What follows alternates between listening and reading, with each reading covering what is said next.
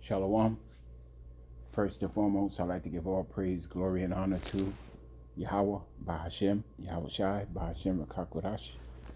Double honors to the apostles of Great Millstone who rule well. Peace and salutations unto the elect of the nation of Israel. This is your brother Ayash Gabar from the GMS Virginia camp coming at you with another short lesson that I pray that you find edifying.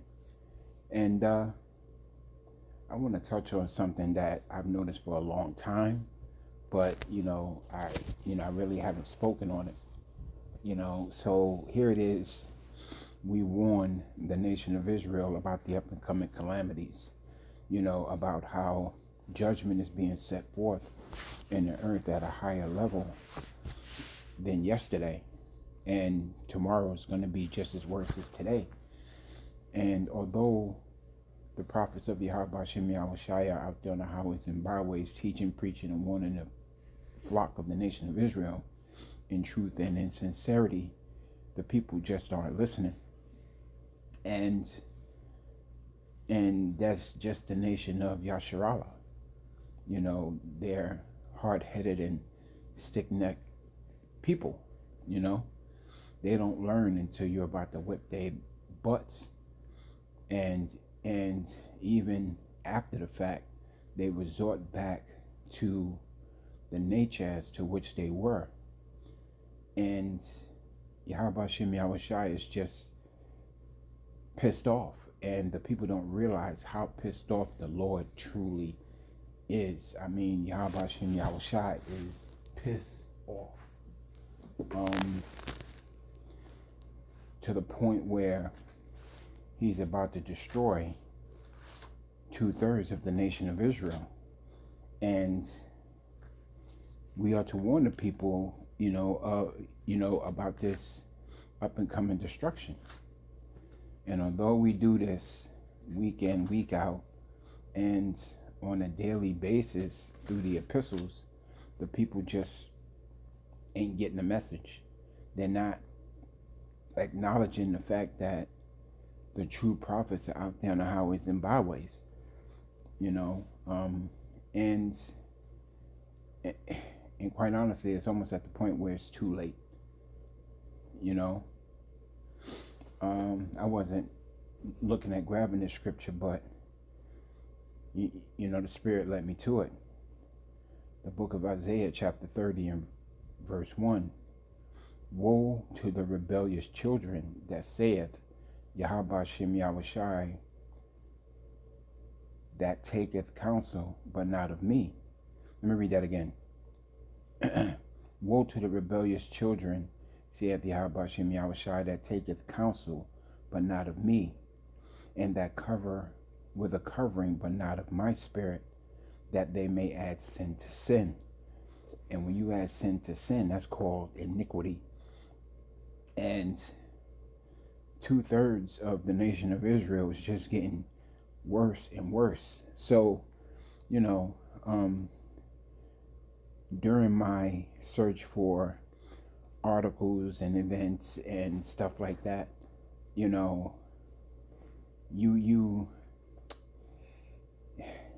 tend to run across videos that show the Israelite, well, I can't even say the Israelite woman, that shows the 2/3 woman, I'll say that, in a negative light.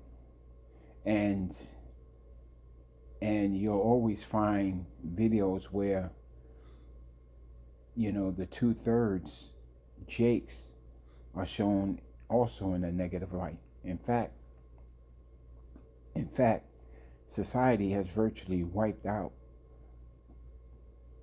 the nation, or wiped out the men of Israel from, the television commercials and stuff like that. I can't tell you how many times I've seen commercials where, you'll actually have a family that's interracial, and typically it'd be a Jake woman but an Edomite man with a Edomite daughter and a mixed daughter. You know what I'm saying? You'll very seldom see a situation where it's a Jake man, a Jake woman, a Jake child and a Jake son, or a Jake daughter and a Jake son. It's very rare you'll see that in today's society. And although these things are prevalent out there, you know, you you turds, you 2/3, Salak, you 2/3 just ain't getting the picture. You know, that this devil has it in the books, to wipe you out of society. He's not afraid of the Israelite woman. He's not afraid of the 2/3 woman. He's afraid of you so-called men of Yasharallah, and that's your 2/3, and as well as you Israelite so-called black Hispanics and Native Americans. He's afraid of you because he understands as long as you're in the picture, you're a hindrance to him, and as long as you're a hindrance to him, he can't proceed past a certain point. That's why this devil's about to come down having great wrath, because he knows that he had but a short time, and the Israelite woman is either going to be caught up as being a booty, being raped, being slaughtered, or just going back into slavery, unto these other nations that don't give a damn about you. In particular, Esau, Edom, and Moab, So you people don't understand that these things are coming, and it's coming for you at a very accelerated rate. And we're on a precipice of a great famine in the land, of bread and water, as well as hearing the words of Yahweh Hashem Yahushai. Because when things get very bad to the point where, you'll feel unsafe walking outside into the streets, what makes you think that the prophets are going to be out there warning you people, Because at that point, we're going to be as pilgrims upon the earth, Because in that day, there won't be any time for reproofs, The scriptures say that our tongues shall cleave unto the top of our tongues shall cleave unto the roof of our mouths. And that's what's coming. Our tongues are going to cleave into the roof of our mouth, because it's going to be that bad that it's better for us not to say anything and than it is for us to say to say something. So I'm going to grab another scripture, the book of John chapter 8 and in verse 32, and it reads, "And ye shall know the truth, and the truth shall make you free." And what is the truth? The truth is these prophecies. The truth is what the true men of Yahweh Hashem Yahushai have been warning you about for decades, starting with our elder apostles, our bishops, and elders of the camp, and the rest of the men on down. They have been warning you people for decades of the time that's near. And yet and still, you Jakes still play around as if tomorrow is promised to you, and it's not. The scriptures also state, put not off from day to day, to seek Yahweh Hashem Yahushai. And that's what you Jakes are doing, You're putting off day to day as if you actually got the time that you think you have, when in fact you don't. You people just getting worse. I mean, here it is, you got wives walking around in skimpy clothing in the street, showing all their private parts without a care in the world. Meanwhile, their husbands are so fucking salak, you know. I didn't mean to curse, but their husbands are so wimpy and so soft that, you know, they don't put that in check. You know, a woman ain't supposed to leave the house that way. You know, in some skimpy clothes where, you know, another man can lust after her. You know, the woman's supposed to be shamefaced, modest, apparel wearing. But this society allows the women to do whatever it is that they want to do. But here it is. These women just don't understand that you know, these other nations see that. These other nations see how vulnerable you are. These other nations see how unprotected you are. And when shit hits the fan, it's going to get so bad that you women are going to realize that you screwed up. You know? It's going to get so bad that you women are going to actually realize that what you were taught was wrong. Let me grab another scripture. Let me grab Ezekiel. This ain't going to be a long lesson, you know. It's going to be a short lesson, direct and to the point. The book of Ezekiel, chapter 2 and verse 3. Ezekiel 2 and 3, and it reads, "And he said unto me, Son of man, I send thee to the children of Israel, a rebellious nation that hath rebelled against me." So here it is. You know, you tell these women not to dress a certain way, to be shamefaced and dress modestly, but their apparel gets worse and worse. Here it is. You tell the men, you know, to gird up that loins like a man, and they get softer and softer. Now, don't get me wrong. You know, you got mighty men out there. That's a part of the 2/3, you know. But even then, so they're restrained by the laws of this wicked kingdom, where they can't implement, you know, what they see fit. You know, you know, like in terms of putting their house in order, you know, because this devil is all up in the house, thanks to the women.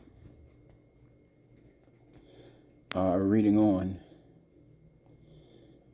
a rebellious nation that has rebelled against me, they and their fathers have transgressed against me, even unto this very day. So you've done the same thing then that you're doing now.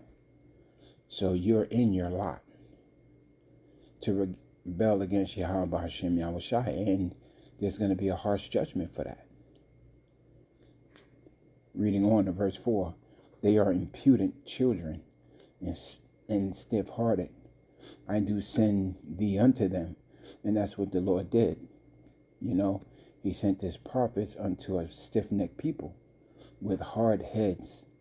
You know, there's a saying that says a hard head makes a soft ass. Well, these asses are about to get soft because Yahweh Hashem Yahushua is about to give Jake a whipping.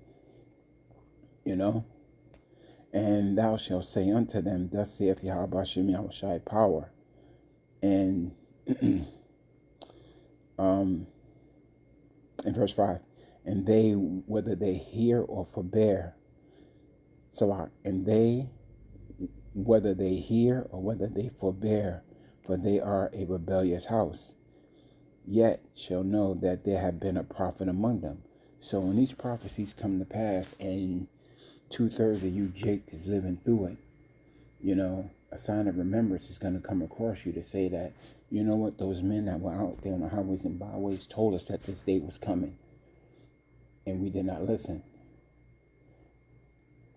You know, they told us that a famine was coming, and we didn't listen.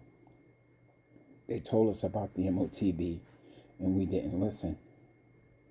They told us about the Civil War, and we didn't listen. They told us about the FEMA camps, and we didn't listen. They told us about the Gurkha troops, and we didn't listen. They told us about World War III, and we didn't listen. They told us about the return of Yahweh Hashem Yahushai, and we didn't listen. They told us about, you know, neighbor against neighbor, and we didn't listen. They told us all these things, and we didn't listen because we counted their lives madness, you know.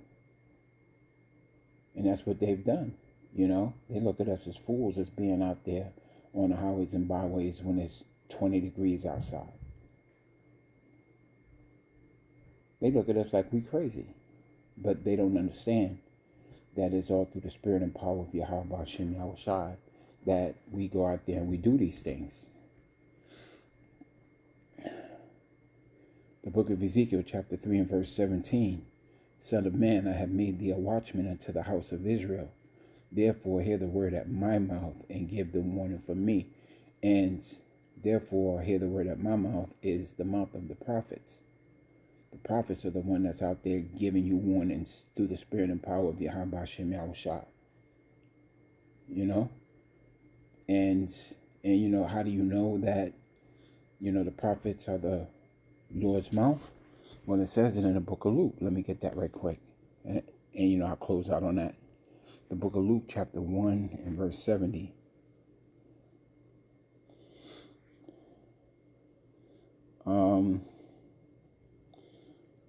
So let me highlight this.